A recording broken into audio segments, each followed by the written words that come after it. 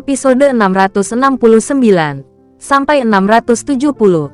Kisah Ariel, anak bos besar yang berpura-pura culun. Ariel tinggal di rumah selama sebulan penuh. Dia awalnya berencana keluar jalan-jalan, menghirup udara segar, dan mampir ke rumah Wibowo untuk menyelesaikan beberapa masalah. Tapi karena kemunculan Aisila yang tiba-tiba, Ariel jelas tidak akan melakukan hal lain untuk membuang-buang waktu.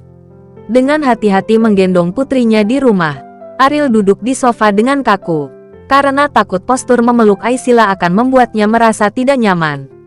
Tapi gadis kecil itu sepertinya senang dipeluk olehnya. Sepasang mata besar menatap Ariel.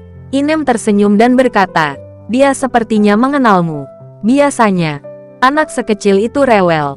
Dikasih makan baru bisa tidur. Saya belum pernah melihatnya ketika sangat energik." Setelah mengatakan ini, ada embusan. Lalu ada bau yang menyengat. "Berikan padaku. Aku akan mengganti popoknya," kata Inem. "Biarkan aku yang menggantinya." "Apakah Anda sendiri yang menggantinya?" kata Inem sambil tersenyum. Ariel adalah ayah pemula. Bagi ayah pemula, mengganti popok adalah proyek yang sangat sulit. Belajar untuk mengetahui. Ariel selesai. Dia memelototi Mustafa dan berkata, "Pergi ke kamar dan nyalakan AC untukku." Mustafa menanggapi dan dengan cepat berlari ke kamar. Ariel berdiri perlahan dan masuk ke kamar. Setelah suhu tertentu, Aisila dibaringkan di atas ranjang. Meskipun dia tidak memiliki pengalaman dalam membesarkan anak-anak, Inem sedikit terkejut dengan pemikiran Ariel yang bijaksana untuk menghindari melepaskan ikatan bayi dan tidak membiarkan Aisila masuk angin. Dia bahkan bisa berpikir untuk menyalakan AC dulu, yang tidak mudah bagi banyak ayah pemula. Bagaimanapun, sulit untuk membuat asosiasi seperti itu sebelum tidak memiliki pengalaman di bidang ini. Ariel menarik napas dalam-dalam, merasa seperti ada pertempuran besar yang harus diperjuangkan. Bahkan saat menghadapi Mario, sikapnya tidak pernah begitu serius. Melepas dan membersihkan. Di bawah bimbingan Inem, Ariel dengan hati-hati melepas popok Aisila. Setelah menunjukkan popoknya, Inem memberitahunya cara melepaskannya. Pada saat ini, Aisila menangis, yang menyebabkan Ariel panik dan berkeringat. Tidak masalah, menangis pada anak-anak adalah hal yang normal. Inem menghiburnya ketika dia melihat tangan Ariel gemetar. Ariel menelan air liurnya dan memaksa dirinya untuk tenang. Saat ini, dia sudah berkeringat. Tampaknya Aisila dengan sengaja menambah kesulitan pada Ariel. Begitu dia membuka popoknya, si kecil pipis lagi. Dalam kepanikan, Ariel hanya bisa mengulurkan tangannya untuk melanjutkan. Melissa, yang sedang menonton adegan ini, tidak bisa menahan tawa. Dalam kesannya, Ariel sangat tenang dalam menghadapi segala hal. Ini adalah pertama kalinya dia melihat Ariel yang begitu bingung. Jelas sekali, putri kecil ini, yang dapat mengejutkan seluruh komunitas Indonesia, akan mengumpulkan ribuan hewan peliharaan tahun ini. "Bibi Inem, apa yang harus saya lakukan?"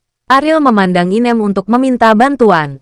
"Biasakanlah, itu normal. Tolong bersihkan dia dulu. Ini benar-benar tidak berhasil. Anda bisa menggantikan saya," kata Inem. George Han menggelengkan kepalanya lagi dan lagi. Dia ingin menebus kesalahannya terhadap Aisila. Jika ditolak oleh hal kecil ini, dia akan menjadi seorang ayah. Mengganti popok hanya membutuhkan 2 atau 3 menit untuk orang yang ahli. Tetapi bagi Ariel, butuh setengah jam penuh. Untung saja AC di kamar dihidupkan dan Aisila tidak masuk angin. Setelah melakukan ini, Ariel menghela nafas berat, merasa seperti dia telah menyelesaikan proyek besar. Tetapi sebelum dia sempat memeluk Aisila, dia menangis lagi. Ariel panik lagi dan meminta bantuan Bibi Inem. "Dia lapar. Aku akan membuatkan susu bubuknya," kata Inem. Ariel berkata, "Saya akan belajar. Tolong ajari saya."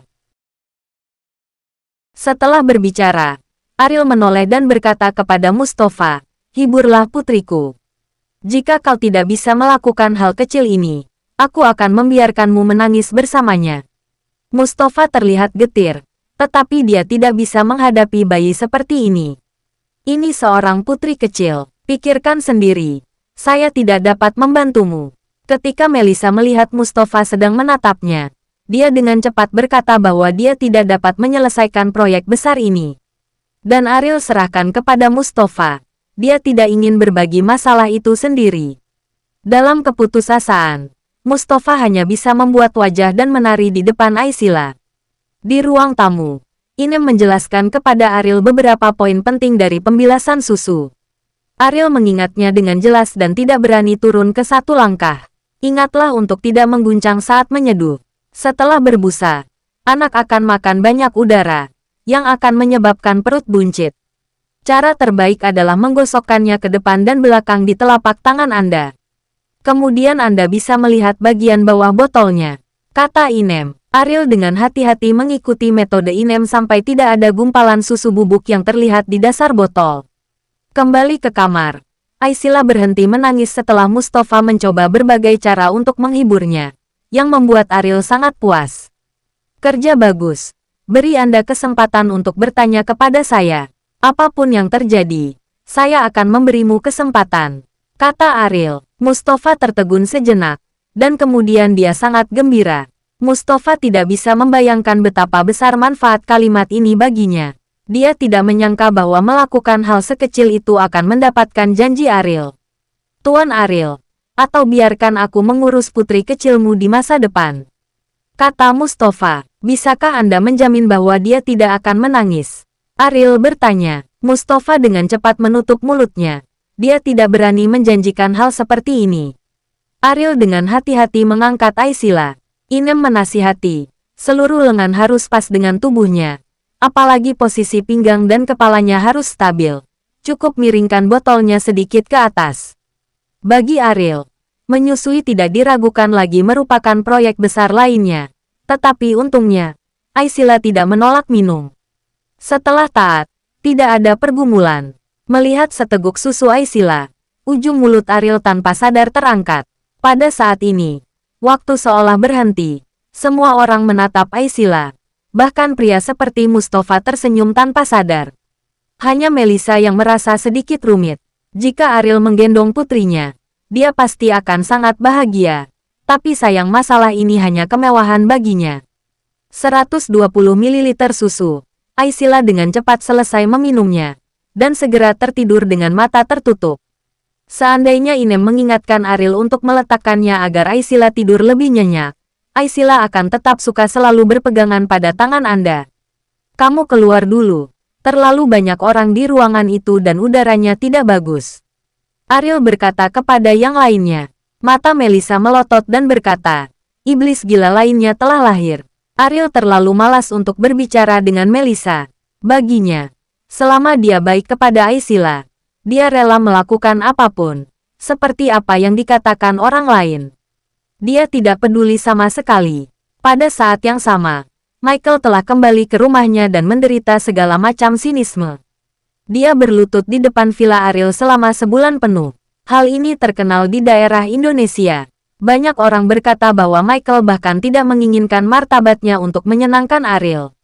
Kejadian ini menimbulkan sensasi luar biasa di keluarga Michael. Banyak orang mengatakan bahwa Michael mempermalukan keluarganya.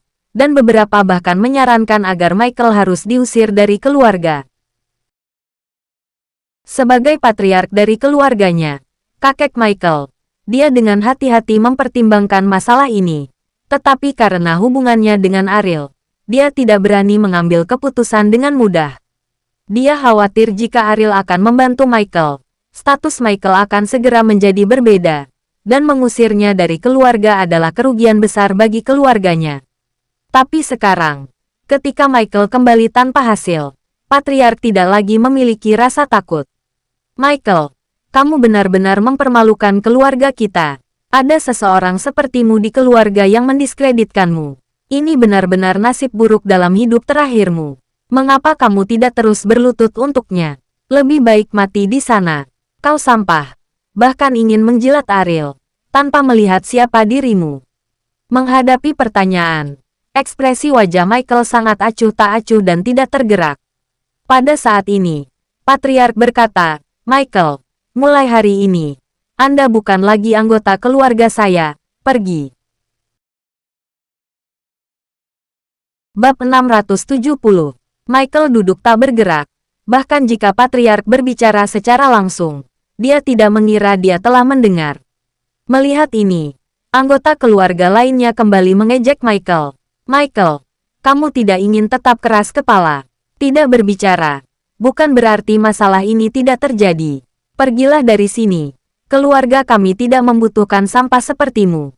Pada saat ini, Michael tiba-tiba berdiri. Wajah orang-orang itu tidak bisa menahan ekspresi kemenangan. Tampaknya orang ini masih tidak tahan dengan penghinaan. Dan keluarganya akhirnya tidak bisa membesarkan pemalas seperti itu. Tapi Michael, yang berdiri, tidak pergi. Sebaliknya, dia berkata kepada pamannya, "Paman, alasan mengapa orang tuaku meninggal di tangan Suseno saat itu adalah karena kamu menjerumuskan mereka." Saya ingat dengan benar, wajah paman Michael acuh tak acuh. Memang dialah yang mengusir orang tua Michael dari rumah. Pada saat itu, untuk melindungi keluarganya, keduanya harus mati. Jadi dia bahkan tidak memikirkan persaudaraan. Jadi apa? Jika mereka tidak mati, ini akan mempengaruhi seluruh keluarga kita. Kamu bilang mereka harus mati. Paman Michael berkata dengan jijik. Michael tersenyum tipis. Sial, kamu juga berhak mati. Setelah berbicara, Michael tiba-tiba mengeluarkan senjata panas yang bersinar. Dengan keras, Michael menarik pelatuknya, menembak pamannya secara langsung. Paman Michael memandang dengan wajah terkejut, dan sejumlah besar darah menetes dari dadanya. Kamu, Paman Michael sudah jatuh ke tanah sebelum kata-kata itu jatuh. Semua kerabat keluarga tercengang saat ini, dan tidak ada yang memikirkan Michael, yang akan memukul atau memarahinya pada hari kerja. Ada metode yang begitu kejam. Satu tembakan. Michael, apa yang kamu lakukan? Patriark memarahi Michael. Masalah tersebut belum dihitung untukmu. Jangan khawatir. Michael melirik Patriark dengan niat membunuh. Dan hati Patriark itu dingin. Dan orang ini sepertinya telah berubah. Bibi, Michael memanggil bibinya. Bibi itu tidak bisa menahan untuk menggoyangkan seluruh tubuhnya. Orang yang tadi diperintahkan olehnya telah jatuh ke dalam genangan darah. Dia tidak mengerti mengapa Michael tiba-tiba menelepon dirinya sendiri. Tetapi dia sangat takut. Takut dia akan berakhir dengan cara yang sama. Michael, aku bibimu. Kamu, jangan main-main. Bibi itu berkata dengan panik. Ya, Anda adalah bibi saya. Tetapi pada pemakaman orang tua saya saat itu, Anda tiba-tiba mencegah mereka memasuki tanah demi keamanan. Michael mengertakkan gigi dan berkata, bibinya takut pemakamannya akan dibongkar. Takut Suseno tidak akan puas. Jadi dia bekerja sama dengan orang lain untuk mencegah pemakaman. Jenazah orang tua Michael dibuang langsung ke hutan belantara. Itu masih muda Michael yang menggunakan tangan kosongnya untuk menggali kuburan kedua orang tuanya. Saat itu, Michael, dengan tangan berlumuran darah, bersumpah akan mengadakan pemakaman akbar bagi orang tuanya. Bahkan selama bertahun-tahun setelah kematiannya, untuk membuat mereka kagum. Wajah bibinya pucat dan berkata, Michael, jika kamu ingin mengadakan pemakaman untuk mereka, kita bisa melakukannya sekarang juga. Ngomong-ngomong, aku juga akan melakukannya untukmu. Jadi, Michael mengangkat senjata panas itu lagi. Bibi itu tidak sempat memohon belas kasihan, dan jatuh ke tembakan kedua. Dalam satu tarikan napas, Michael membunuh dua orang berturut-turut. Semua orang di keluarganya tercengang oleh hati membunuh yang tegas dari Michael. Semua orang memandangnya bukan dengan cemoohan dan penghinaan, tapi dengan panik dan ketakutan. Setelah orang tua saya meninggal, banyak orang masih mempermalukan mereka. Kamu telah mengatakan hal-hal ini. Michael bertanya pada semua orang di dalam keluarganya. Pada saat ini, Patriark akhirnya tidak tahan, dan berkata, Michael, semua orang telah memarahi mereka, bahkan aku. Apakah kamu akan membunuh semua orang di keluarga? Michael menoleh, menatap Patriark dengan wajah dingin. Bahkan jika ini adalah kakeknya, dia tidak memiliki ide sedikit pun untuk melepaskannya saat ini. Apakah kamu pikir kamu tidak bisa mati? Michael berkata dengan dingin. Patriark mengertakkan gigi dan berkata, saya kakekmu. Kamu tidak takut dengan petir dan petir. Aku hanya takut orang tuaku akan mati. Jadi, Michael mengangkat kepalanya dan mengarahkan pistolnya ke Patriark. Patriark berpura-pura tenang dan berkata, Saya tidak percaya kamu benar-benar memiliki keberanian. Tarik pelatuknya dan buat ledakan. Di mata semua orang yang tidak percaya, sang patriark jatuh ke tanah dengan ekspresi putus asa. Tidak ada yang percaya bahwa Michael benar-benar berani melakukan ini. Di mata semua orang, dia paling banter mengancam patriark. Bagaimanapun, seluruh keluarganya didukung oleh patriark.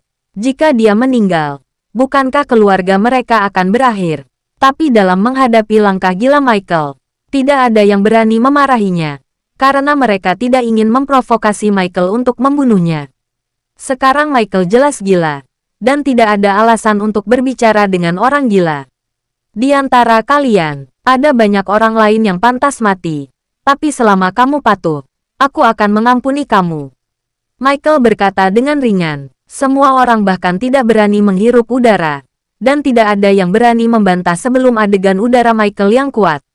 Mulai hari ini, saya adalah patriark dari keluarga ini. Apakah Anda punya pendapat? Michael melanjutkan. Semua orang menggelengkan kepala dengan cepat. Pendapat. Pada saat ini, siapa yang berani berpendapat? Kecuali aku. Aku ingin orang itu mati di tanganku. Karena tidak ada keberatan untuk mengadakan pemakaman bagi mereka besok. Di atas aula duka, posisi spiritual orang tua saya harus di posisi tertinggi.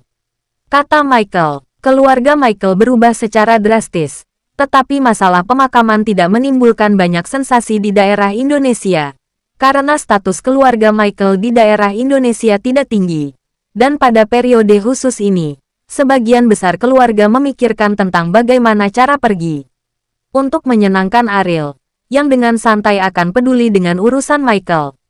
Namun, setelah Mustafa mendengar tentang masalah ini, dia sangat prihatin. Bagaimanapun, dia tidak perlu menyenangkan Ariel, dan untuk tujuan Michael berlutut di depan villa Ariel. Dia juga mendengar Ariel membongkarnya dengan telinganya sendiri. Tidak mungkin orang ini dirangsang oleh Ariel, dan bahkan anggota keluarganya terbunuh. Ketegasan yang kejam ini membuat Mustafa sedikit ketakutan. Tidak mudah bagi pria yang tampaknya jujur memiliki metode yang begitu kejam. Ariel sekarang benar-benar larut dalam soal memiliki putrinya. Tidaklah berlebihan untuk memanggilnya ayah penuh waktu. Setiap hari, selain membawa anak, sepertinya tidak ada hal lain yang patut diperhatikannya. Saat Aisila tertidur dan Ariel punya waktu untuk istirahat, Mustafa memberitahu Ariel tentang keluarga Michael. Ariel tidak memperhatikan orang-orang seperti Michael, meskipun dia tahu bahwa gerakan Michael kemungkinan besar akan dirangsang olehnya. Tetapi meskipun demikian, Michael tidak bisa menarik perhatiannya. Jika menurutmu orang ini berharga, kamu bisa menjadikannya penolongmu.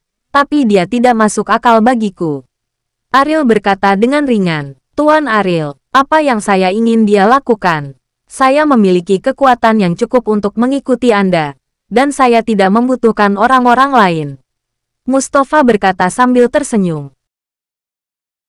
Hendrik tidak akan tinggal di distrik Indonesia selamanya. Begitu pula saya. Kata Ariel. Mustafa tercengang sesaat. Dia segera mengerti apa yang dimaksud Ariel. Ini sepertinya berarti bahwa distrik Indonesia masa depan harus diserahkan kepadanya. Ini membuat mood Mustafa langsung bersemangat. Tuan Ariel. Apakah kamu akan menyerahkan daerah ini kepadaku? Mustafa menekan jantungnya yang melonjak, menghindari terlalu bersemangat. Tidakkah kamu ingin menjadi eksistensi yang menggantikan keluarga Wibowo? Ariel bertanya sambil tersenyum. Iya, Mustafa berkata tanpa sadar. Jika bukan karena keluarga Wibowo berkembang selama bertahun-tahun, Mustafa akan merencanakan untuk melawan keluarga Wibowo. Siapa yang tidak ingin menjadi keluarga pertama di distrik Amerika? Aku bisa menyerahkannya padamu. Tapi apakah kamu bisa memegangnya dengan kuat tergantung pada kemampuanmu sendiri? Ariel berkata dengan ringan. Ekspresi Mustafa segera menjadi serius. Dan dia menepuk dadanya dan berkata kepada Ariel. Tuan Ariel, jangan khawatir. Aku tidak akan pernah mengecewakanmu. Kali ini, Ariel melirik Melissa dan melihat bahwa wajahnya tidak biasa. Kemudian dia berkata kepada Mustafa, dari sudut pandangmu, Michael adalah orang yang berharga. Kamu dapat berbicara dengannya. Jika Tuan bilang mereka berharga, jadi pasti ada. Saya akan segera mendatanginya. Setelah selesai bicara, Mustafa tidak sabar untuk pergi. Ariel bertanya pada Melissa, berikan kesempatan ini kepada Mustafa. Apakah kamu akan marah? Apakah kamu peduli dengan emosiku? Melissa bertanya balik, bersambung.